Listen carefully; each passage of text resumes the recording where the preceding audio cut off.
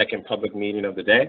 My name is Daryl Leitner, and I'll be moderating this meeting today. I'm the Marketing Outreach Coordinator here at Atlanta. This meeting is going to cover and address the comprehensive operation analysis on the Route 33 corridor and the proposed changes for June and September of 2021. Our presenters today will be AJ Jordan, Manager of Planning and Scheduling, and Olivia Bars, our Lead Scheduler and Planner. Before we begin, there are a few items I want to mention. In order to increase access to public information in response to the ongoing pandemic, this meeting is being held virtually. We appreciate your patience as we work with you through this new innovative technology. Microphones will be muted throughout this meeting to avoid any confusions and background noise. Questions, you only can participate in a Q&A if you're on a desktop or logged in on an app, or you could submit it via email at surveycomments@lantabus.com. For those who are unable to log in to the Teams app and have chosen to call in, meeting materials are posted on our website to review later or download now. Follow along through the presentation. From any page on the website, you can click the green banner at the top and you'll find the meeting materials, and you can download it at the top of the page. Comments on these proposals will be received through March 15th. And now I'll pass the presentation over to AJ, Manager of Planning and Scheduling. Great, thank you so much, Daryl. Appreciate it. Great, and I just want to thank everyone for joining this meeting. We've been working hard on this project for the last year, and while there are quite a few changes in the plan, we think all of the elements will work well together to create a more balanced and effective system based on your input and feedback. So here's a quick list of items we'll go over in the next 30 minutes, followed by a question and answer session at the end. We'll start by going over the annual service plan and comprehensive operational analysis, what those terms mean, and what the process does. We'll discuss why we went with a full comprehensive operational analysis this year. We'll go over the timeline for the annual service planning process, and then we'll dig into the details by going over survey feedback, data analysis results, additional considerations that were included in the plan, and then a description of all proposed changes. We'll end with a Q&A session, and just a reminder that you are welcome to send questions or comments at any time during this meeting via the Teams Q&A or the survey comments email address, and we will respond to them at the end of the presentation. Next slide, please. In late 2019, Lanta developed the annual service plan process, which began implementation in summer of 2020. While not shown in this graphic, we really begin the process with data collection and monitoring of services. We look back at Lanta bus ridership, productivity, complaints, modifications, changes, etc. All of that is included in our data analysis. This process never stops. We constantly monitor data. And as it relates to the annual service plan, we compile the data in the summer months to form an accurate baseline for assessment. Due to the ongoing pandemic, we make sure to incorporate data from previous years as well to make sure we're planning for our future beyond the end of COVID-19. We officially kick off the annual service plan in fall with the annual survey. This is a month-long survey process where we attempt to reach out to as many riders as possible through surveys posted online, on social media, onboard buses, at transit centers, and elsewhere. The second step is to compile all of this data together to form an accurate picture of the system needs. In addition to the survey responses and data analyses, we also make sure to incorporate any development plans, stakeholder needs, social media comments, and any complaints and commendations received by our rider resources call center representatives over the last year. The third step is to create a plan based on all of this information. The annual report is compiled throughout the month of January and includes all information mentioned above, as well as a series of recommendations. And from those recommendations in this 200-page report, a series of service delivery opportunities were created. Dozens of options were considered, assessed, and analyzed, and were eventually whittled down to the option being presented today. The fourth step in this process is where we are right now, where we present the plan to the public for comments. From here, we'll incorporate comments into the plan and present it for approvals. If there are any major changes from what is being presented today, we'll have another set of meetings later this month to share the changes. If there are no major changes, we'll move forward for implementation in late June of 2021. After implementation, we'll go back to assessing data for next year's annual service plan and repeat the process in fall. So why are we doing all this? we want to make sure that you are all aware of major service changes that we are planning well in advance. I've been a bus rider myself my whole life, and I know that we all plan our lives around these services, often choosing where to live, where to work, and where to shop based on bus routes. Atlanta has 3 service changes each year in June, September, and January. In the past, we've often made routing and alignment changes during all 3 of these service change windows, and these changes are often made with about a month's notice. This can be incredibly disruptive and leave many people stranded in winter if their bus routes change in January, or if they don't get enough time to adapt to the changes. We wanted to put this plan in place to prioritize major service changes in June when it's warm and sunny out, with the hope that we can keep service changes in September and January minimal. It's important to note that we may still need to make minor schedule changes at each of these periods if there are service-related issues, but we should no longer have January alignment changes. Additionally, we all know that sometimes the amount of information we share and surveys we take and announcements on buses can get a little overwhelming. We're always open for questions, comments, and recommendations through our Riders Resources Center, but this process outlines 2 clear periods of communication with you all: the annual survey in the fall and the annual service plan meetings in late winter, where we are right now, so that you don't have to be worried about missing this information at other points throughout the year. Next slide, please. So what is a COA? A comprehensive operational analysis, or a COA, is a fresh look at service delivery across an entire service area. We pick a targeted area, select it for full review of services. In this COA, we chose Route 33, for example. We don't look at each line individually to see how we can improve it. Instead, we look at the entire service area to see how things can and should be connected to each other. Essentially, what that means is the map is wiped clean, all data is collected, assessed, analyzed, and then maps and schedules are redrawn based on needs. Often we'll end up with the exact same lines on a map, but sometimes things change based on different connections throughout the service area. This helps balance any areas that may no longer be as productive with new areas of growth. Next slide. So why did we choose Route 33? We chose to do a thorough look at services along the Route 33 corridor because there have been a number of changes in the areas along the highway in recent years, from Bethlehem Township all the way up to the Slate Belt. Some of these changes include new medical facilities like St. Luke's Anderson campus and the new LVHN Hecktown Oaks campus currently under construction. There are also new major employment centers in Tatamy, Forks Township, Palmer Township, Hanoverville Road, Lower Nazareth Township, and elsewhere. There are also changing needs in the Slate Belt and other new developments in the planning phases. Next slide. So will routes be changing like this every year? The short answer is no, we don't plan to do a full comprehensive operational analysis every year. Service changes this year in summer 2021 and next year in summer 2022 will be larger than usual. After those major service changes, Atlanta will return to monitoring service levels and only making minor adjustments as needed. This year, our focus is Northampton County, or the Route 33 corridor as described. Next year, we'll focus on Lehigh County. In subsequent years, we'll continue with the annual service plan process to bring you any alignment or major schedule changes in meetings like this each spring, and hopefully in person again as soon as we're able to safely do so. Remember to look out for the annual survey each fall. Atlanta's new Your Voice initiative is making a commitment to communicate various opportunities to make your voices heard throughout the year, and especially during the annual survey. Next slide. Here's a map of the COA study area. The focus of this study was all developed in essentially all of Northampton County, north of the Lehigh River and east of Pennsylvania Route 512, including select areas south of the Lehigh River with service connections to the north, including Southside Easton, Fountain Hill, and new developments around the Commerce Center Boulevard in southeast Bethlehem. Routes included in this study included Route 101, 106, 108, 212, 214, 216, 217, Route 220, Route 502, 506, and while not listed here, we also included Route 605. Next slide, please.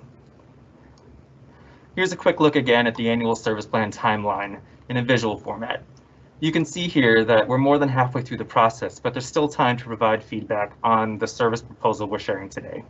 Next slide. I'm about to send the conversation over to Olivia, our lead scheduler and planner, to discuss some of the data points we've used in this study. But before I do that, I just wanted to mention some of the items we have to balance when looking at our services across the region. We have to look at headway frequency, which is the amount of time between bus arrivals, service span, which is the number of hours between the first bus departure and the last arrival on a line, service coverage, which is the length of a line or the area the network of lines covers.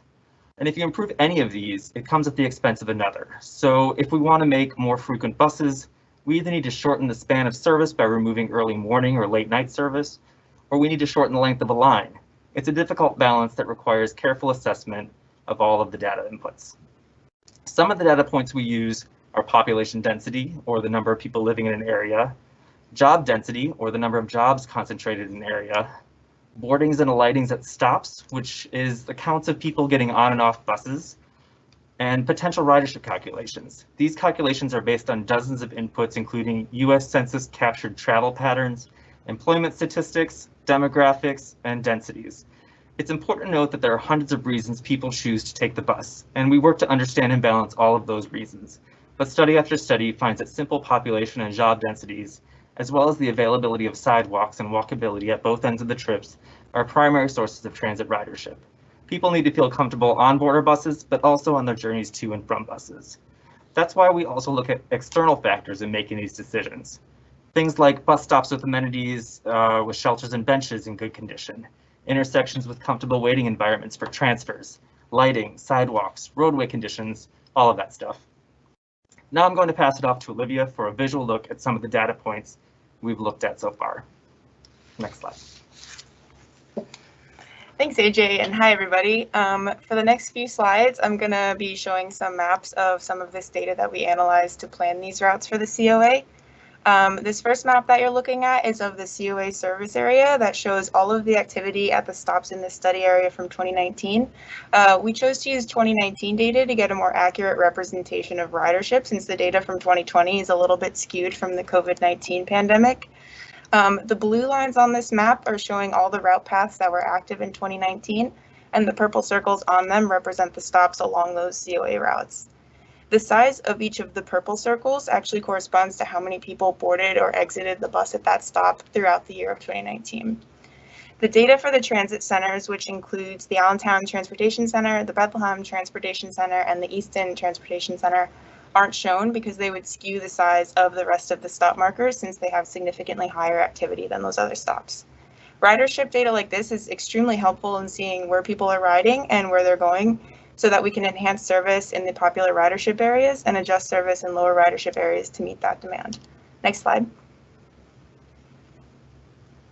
So this map shows the same stop activity as the previous map, but it also includes data for population density as a base map. So these darker green shades are areas where more people are living, and the lighter green and white shades are where there's less population and where it's less densely concentrated. We use data like this to help guide our decisions in routing, and so that areas that have higher population densities will get more bus service that they need than the areas that have lower population densities. Next slide. So this map again is showing the activity at stops, but the base map is now showing data for potential riders based on where they're living. Like AJ mentioned earlier, we use a calculator tool that uses census data, including things like population and demographics, to calculate the potential ridership in an area. And this map is showing that potential ridership data based on the census block groups where people are living. Next slide. So this map is showing potential ridership again, except the potential ridership shown on this map is from where people are working instead of where they're living. And so while you might notice some of the concentrations are in the same areas, there are some spots in this map that show where the employment hubs are in the Lehigh Valley. Both this map and the previous maps are helpful tools when we're analyzing where routes should be placed so that we reach the most riders and are able to take them where they are and where they need to go. Now that we've gone through some of this data, I'm going to hand it back over to AJ to talk about survey responses we received, which is another really important input we use when we're planning route changes. Thank you, Olivia. Next slide, please. As Olivia mentioned, we're now going to move into the results from the annual survey. LANTA began collecting surveys on October 1st, 2020, and completed the process on November 15th, 2020, just over 6 weeks of surveying. We collected surveys via SurveyMonkey link accessible on all devices, made the survey accessible to call-in riders who could complete the survey with rider resource representatives over the phone, made the survey accessible for Spanish speakers on all platforms, and we also incorporated any responses and comments from riders who didn't have time to complete the full survey, either by giving comments via phone or email. Lanta received 68 responses, both in English and Spanish, to the full survey. We also received additional feedback through dozens of stakeholder interviews and hundreds of rider resource comments. These responses help us to focus on particular areas of need or destinations in particular that may not show up in our data analysis. Next slide. Survey respondents were from across the study area, with the majority of respondents on routes 101 and 217. Notably absent are any riders on routes 502, 506, and 507, our flex routes. It's important to note that flex service areas are set up in places that have lower ridership or are difficult to reach with a fixed route, but contain residents or businesses that still need access. In order to enhance service in an area, we need to see evidence of ridership on current services. Without ridership on these flex services, we struggle to justify service expansion on a limited fleet of 40-foot buses. I encourage all riders to keep flex services in mind as you plan your trips across our network. Next slide. We also asked what is most important to you and found that on-time performance is by far the most important, followed by schedule, accessibility, real-time bus information, faster service, and then tailing were bus fares and seating capacity. Next slide. We also asked when you want to ride the bus. We found that frequent weekday service is the most important, along with an expansion of service span on weekdays. Weekend service remains important, but is less of a priority for survey respondents. Next slide. We asked survey respondents to weigh some difficult decisions we also need to balance. Respondents favored more stops and slower service to having fewer stops and faster service in general by 62%. Respondents prefer to increase service in current areas over expanding service to new areas. Though this is less of an overwhelming majority, we're going to have to balance service delivery with opportunities using flex services. And respondents valued service frequency over service span, meaning more buses arriving more frequently at the expense of early morning and late night services. Next slide. We asked for some information on why riders are choosing to take or not to take the bus. Some notes we found in this exercise are that an equal number of riders are going to jobs as they are to shopping. Social, recreational, and medical destinations are also important. Only 24% of riders are riding 6 to 7 days per week. The majority of riders are taking the bus 5 days or less per week. For respondents who stated they do not currently ride Lanta services, the overwhelming reason for not riding is the availability of a car. I'd just like to take this moment to note that driving a personal car does cost an average of 57 cents per mile, which does add up quickly. Many of our riders, 19% in this survey, choose to ride the bus because it's cheaper. If you're driving 10 miles, the cost can be upwards of $5 on average. If you're taking the bus the same distance, it's $2 or less if you have a pass. Just something for all of us to keep in mind as we choose our preferred way to get around the region. Next slide. In this exercise, we asked respondents what their top 3 destinations are to see what destinations are most popular. The overwhelming majority of respondents selected Northampton Crossings and Lower Nazareth Commons, where Walmart and Target are located on Nazareth Pike. Downtown Easton is also a popular destination. Next slide. The annual survey also included stakeholder outreach to find any additional developments or projects across the region that may have an impact on services. We received information on many new developments, some of which will have larger employers that riders will want bus access to. This includes more developments in Palmer Township, Lower Nazareth Township, the new LVH in Hextown Oaks Hospital, and others. 2 Lanta-related projects that have impacts on our service that are worth mentioning as well are the EBS project and rebuilding of the Allentown Transportation Center. EBS is short for Enhanced Bus Service and is a plan to bring rapid transit to the region. There are 2 lines in the planning stages. While both are still a few years away from being constructed, we have to continue to position ourselves to accommodate that new services when they're built. Another project to note is the reconstruction and redesign of the Allentown Transportation Center. For those unaware, the ATC will close for reconstruction in May and is currently scheduled to reopen in September of this year. The new design will rearrange the locations of platforms, and as a result, nearly all of the routes in the Allentown area of the region will need to be modified slightly to access the transit center from different streets. This will affect a number of bus stops in a 3-block radius of the transit center. Please remember to look out for additional information on that project in the coming weeks and months. Lastly, the Tillman Street Bridge is scheduled to reopen this summer as well, which will allow us to return Route 102 to service across the bridge. As a result, we've included Route 102 in this presentation, despite not being a part of the COA process. As mentioned earlier, as a result of the ATC construction in Tillman Bridge reopening this summer, some of the changes presented today will occur in September instead of June, and we will note which changes will occur in September as we go through the routes and help you plan for the changes. Next slide. We are now going to go through each of the route changes line by line. Please remember, if you have any questions or comments as Olivia goes through these, to send those questions or comments via the Q&A feature or to surveycomments@lantabus.com. We'll review those at the end of this presentation. These changes will also be posted to our website, so you can review them further and send comments to us through March 15th. I'm going to hand this back over to Olivia to discuss each of the routes. Please remember that many of these routes work together to address movements across the region. Next slide. Thanks, AJ. The first route we're going to be looking at here is the proposed Route 108, which is the purple line in the middle of the map shown on your screen there. There are no major changes proposed for 108 other than a small adjustment to the routing in Fountain Hill. So instead of traveling up Delaware Avenue to Lynn Street, starting in June, Route 108 would take 4th Street to Delaware directly to St. Luke's. The Delaware Avenue routing that would be lost by this readjustment would be picked up by the proposed Route 327, which I'll be talking about next. The proposed 108 would be scheduled to run weekdays and Saturdays from 5 a.m. to 10 p.m. every 60 minutes, and Sundays from 10 a.m. to 5 p.m. every 90 minutes. Next slide.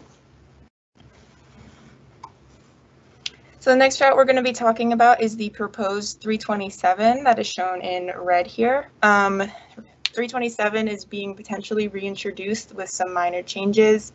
It would now serve Fountain Hill and LVIP4 as well as Bethlehem Square, along what is now the current 217 routing over there. This route would travel up Broadway to Lynn and Delaware and Fountain Hill to service St. Luke's, which would actually cover the areas removed from that small realignment on the 108 that I just mentioned. The proposed 327 would be scheduled to run weekdays from 6 a.m. to 10 p.m. every 2 hours. Next slide.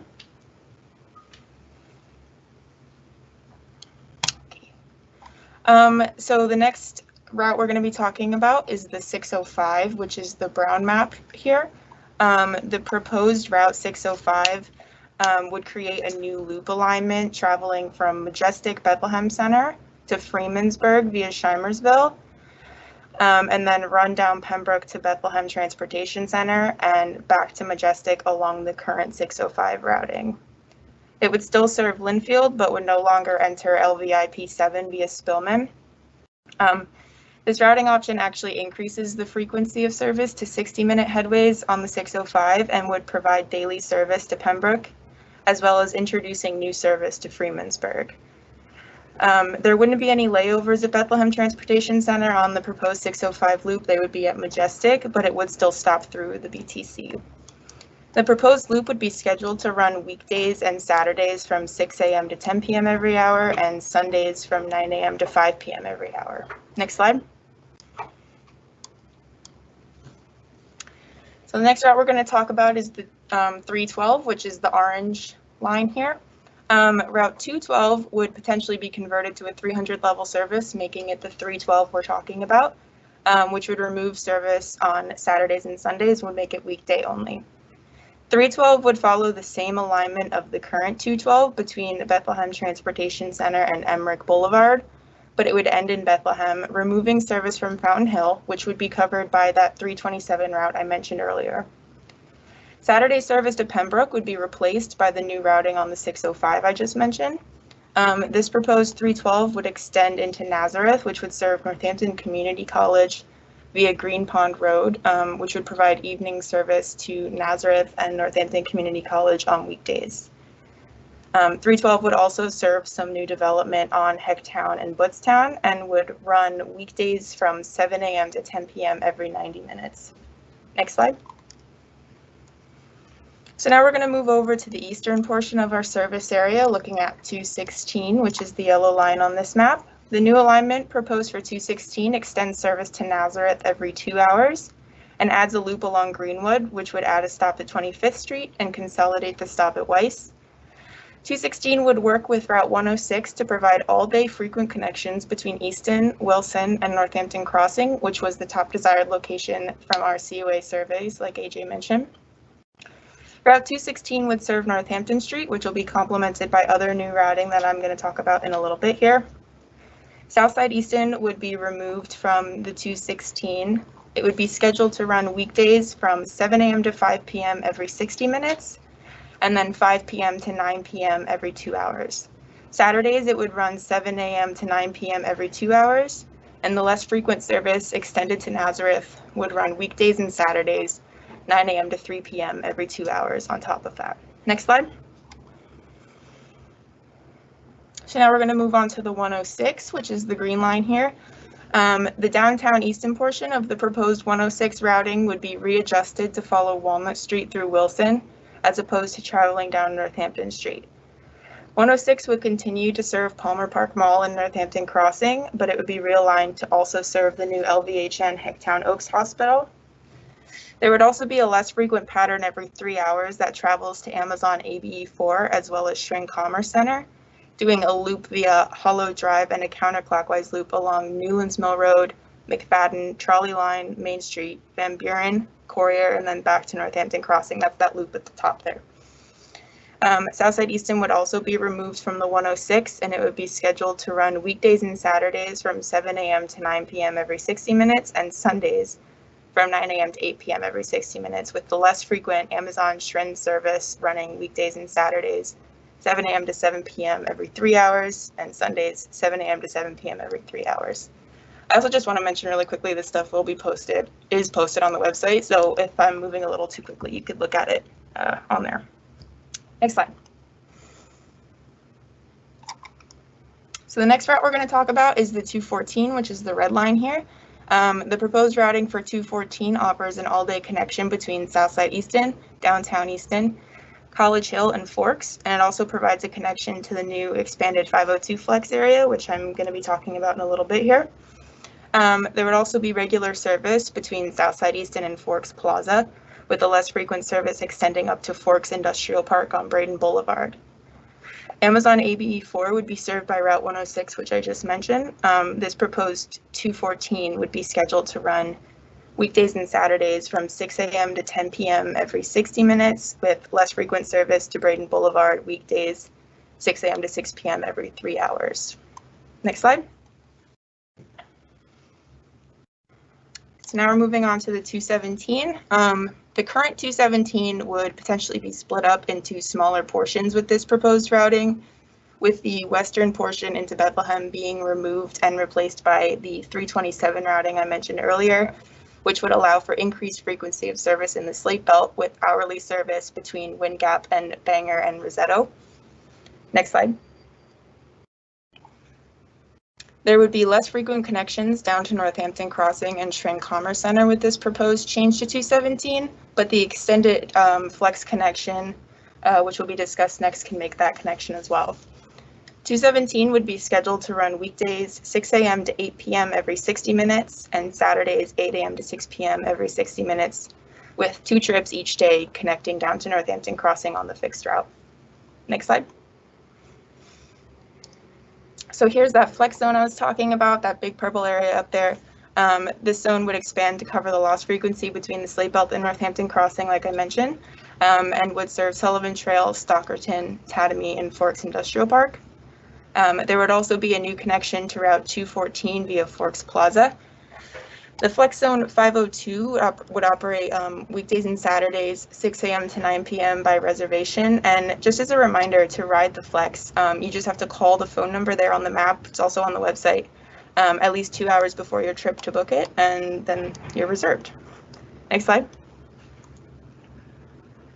So this is another flex zone. The 506 is this brown zone shown here. The 506 would be expanded to serve Bath, Nazareth, Upper Nazareth, and Hanoverville Road. It would also offer service to Northampton Community College and Bethlehem Square from those locations, and would operate weekdays and Saturdays, 6 a.m. to 9 p.m.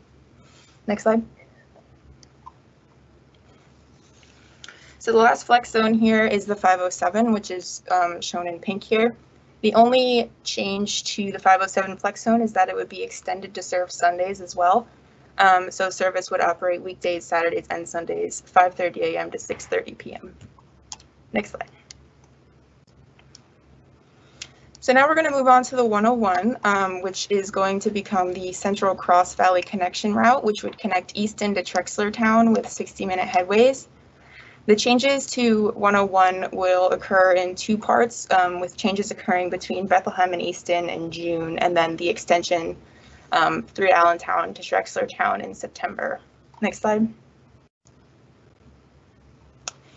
So starting in June, the 101 would take William Penn Highway to Northampton Street rather than Emmerich and Freemansburg into Easton Transportation Center, and would no longer serve Northampton Community College.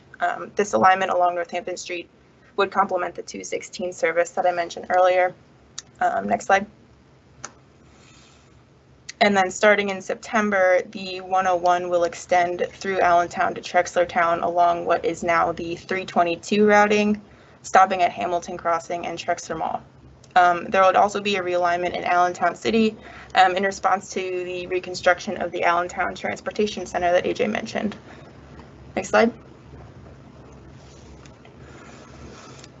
The 101 will be limited stop between Bethlehem and Allentown for quicker service across the valley starting in September. We're limiting stops on this section of the 101 to speed up service across the valley so that the local routes that serve this area can improve their service as well. New signage at these stops along with on-bus announcements will be implemented to help with this change on the 101. And it would be scheduled to run weekdays and Saturdays, 5 a.m. to 10 p.m. every 60 minutes, and Sundays from 8 a.m. to 9 p.m. every 60 minutes. Next slide. So here's the 220, the proposed 220 we're going to talk about next is the light green line here. The potential 220 routing into Easton would be changed as well, with 220 following the Emmerich-Freemansburg alignment up to Walnut and Easton Transportation Center. So essentially what we're talking about here is this portion of 220 and 101 into Easton are going to be swapped. So the proposed 220 would take the current 101 alignment into Easton, and the proposed 101 would take the current 220 alignment into Easton. This would complement the new 106 alignment in Wilson mentioned earlier with 220 service. The Green Pond road trips would potentially be removed from the 220, but are added to the 312 route I mentioned earlier. But 220 would continue to serve Northampton Community College via Oakland Road. And then once the 101 extension is implemented in September, Route 220 will have less frequent service into Allentown, but will continue to serve Bethlehem and Easton via this routing. 220 would be scheduled to run weekdays and Saturdays, 5 a.m. to 6 p.m. every 60 minutes. Next slide. So the last route I'm going to talk about is the 102, which is the light blue line here, which is not actually part of the COA like AJ mentioned, but service will be aligned in September back to the Tillman Street Bridge once construction is complete there. And service will be added to Cedar View Homes in September when it is removed from the 101 in order to increase the speed and frequency on that Cross Valley connection route. Next slide. Great, thank you to Olivia for all of those individual route descriptions. That concludes all of the service changes proposed. I know it's a lot. Here is a system map, and this presentation will also be posted online for your review. Just a reminder, we are accepting comments and questions on this through the website. We have a Google form there. There's also the survey comments email address. And if you call our Rider Resources representatives, we'll accept comments any way you want to get them to us. For right now, though, I think we're going to move into a question and answer session if anybody has any questions or comments on this. We're going to send it back to Daryl. Daryl, can you let us know if we've gotten anything?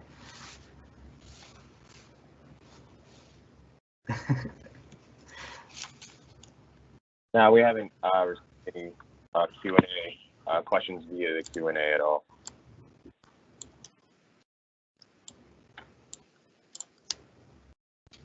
I do see one here that we got on Facebook.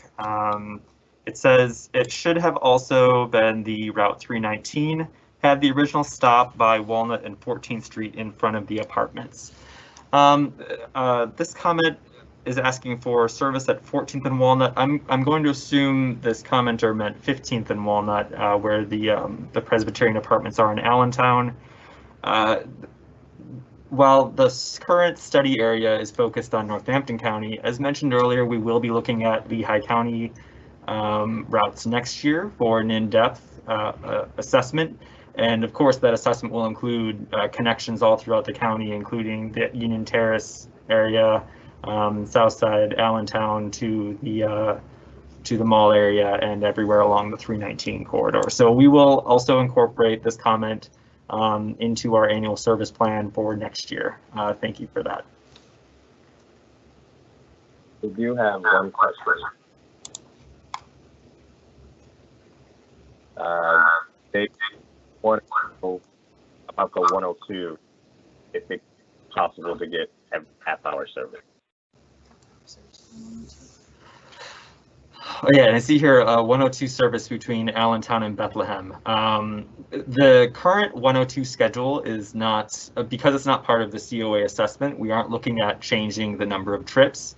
Currently midday, there is service every half hour between ATC and BTC, and that service would remain in place.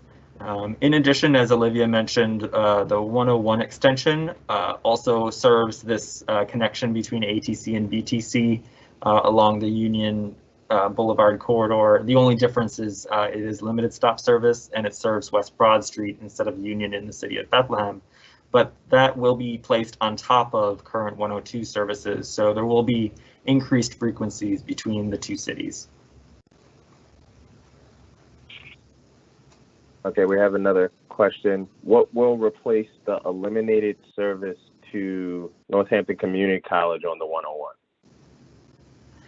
So the 220 service will remain on Oakland Avenue, and I believe it has similar frequencies. And then Route 312 will also serve Northampton Community College every 90 minutes into the early morning and late evening, and that will provide access to the college from more areas, including Nazareth and the Freemansburg, Pembroke, and downtown Bethlehem areas. We have another one.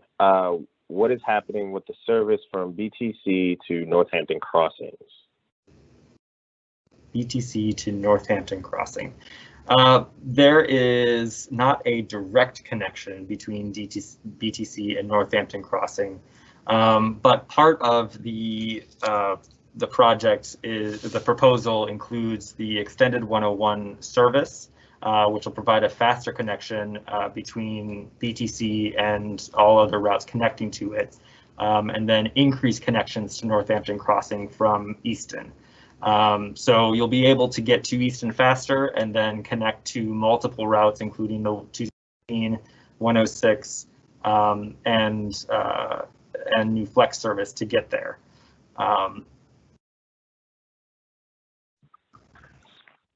I see here what's happening with BTC to Rosetto. Yeah. So yes, that is the former 217 connection. Unfortunately, the ridership all the way from BTC to Rosetto was not enough to continue to support all-day direct connections, but we do have multiple opportunities to get up there. So we have the expanded flex zone where you can connect from Easton and Forks, and then various opportunities to get there from connections in Northampton Crossing. And then we have increased frequency on the 217 in Rosetto, but direct connections from Bethlehem all the way up to the Slate Belt will require a transfer moving forward. And that's one of those balances we were talking about earlier. We couldn't continue to provide direct connections, direct service without expanding frequency in some of these other areas that were requesting it.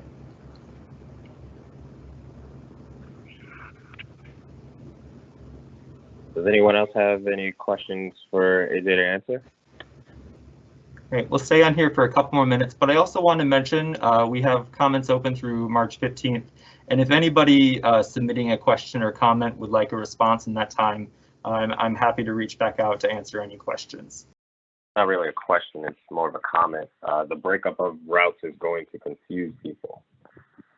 Yes, and we recognize that there are a lot of changes being presented here. And so communication is very important, which is why we're having this public meeting now, and we'll be posting these materials. And we're hoping that riders you'll tell all your friends and other riders on buses. I'll be mentioning it too when I'm on the buses, to check for all of the new schedule changes. We're also working on technology improvements. We'll be rolling out a new transit application called Transit App in the near future that will help you figure out your routing from where you're going, from where you're starting to where you're going. And then we also have the legacy applications such as MyStop and Google Transit that will be updated with these new routes before they go into service, allowing you to find any direct connections. We'll also be working with our rider resources representatives to help guide you through any of these changes. Yeah, and all this information is always available on our website. And like AJ said, you could always ask our customer service reps, or you could always submit a comment to surveycomments@lantabus.com if you are confused on why something is happening, or if you just want to request more information in general. We'll be happy to provide that. But we're focusing on proper dissemination of all the information on all of our social media platforms, our website, and our transit centers. So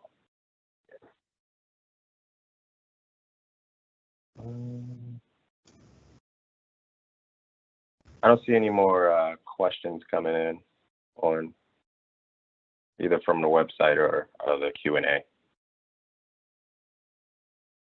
All right. We'll stay on for one more minute, but after that, I think we'll let you all go. And just a reminder, send those comments. Tell anyone you know about these changes. It's best to know about things in advance, and let us know if there's any changes we can make. Additionally, I want to remind everybody, we did receive comments, and actually I note on that 102 comment there is an actual time when someone's trying to catch a bus. Please feel free to send any, I work at this hour or my job starts at this time. As we work to schedule all these routes, we want to make sure we're trying to hit as many time points that are important to our riders as possible. So please send any of those to survey comments at Atlanta Bus or through the comment box on the website.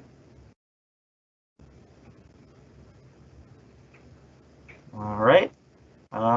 Looks like we don't have any more comments. Should we wrap the meeting up? Yeah, I'd say that's good. All right. If anybody has any, again, if anybody has any other questions regarding this, just email surveycomments@lantabus.com or on our website on the June service changes page, and we'll get those directly, and we can receive your comments, or if you have a question, use the email address and we'll respond. That's all we have for today. Thanks for joining us, and have a good day or night. Thank you so much. We really appreciate it.